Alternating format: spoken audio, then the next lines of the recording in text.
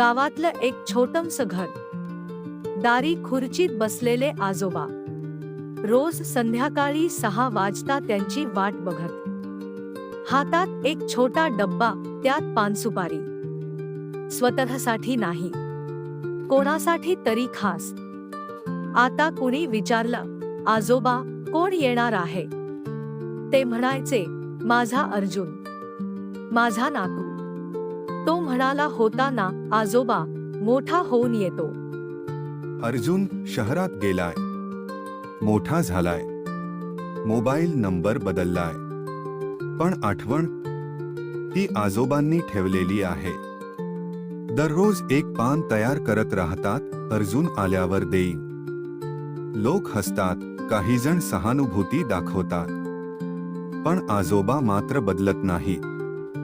एकटेपणाची सवय झाली आहे, पण आठवणींचा साठा अजूनही ताजा आहे.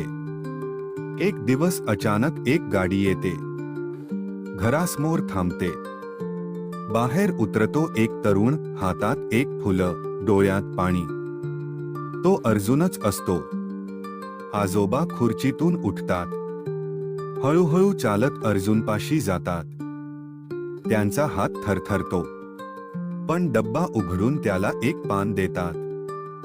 हे घे रे, तुझ्यासाठी दररोज करत होतो, पण तुझं नाव घेतलं नव्हतं कुणाजवळ. पानासारखं प्रेम आहे माझं तुझ्यावर, मुखात ठेवायचं पण दाखवायचं नाही.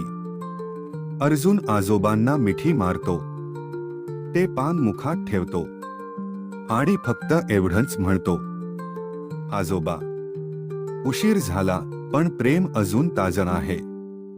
एकटेपण कधी कधी प्रेमाची खोली वाढवतं, आणि एक साधं पान सुपारी एका पूर्ण जगाचं प्रतीक बनतं.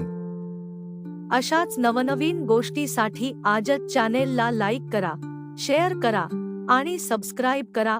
कथा जीवनाच्या या आपल्या चॅनेलला.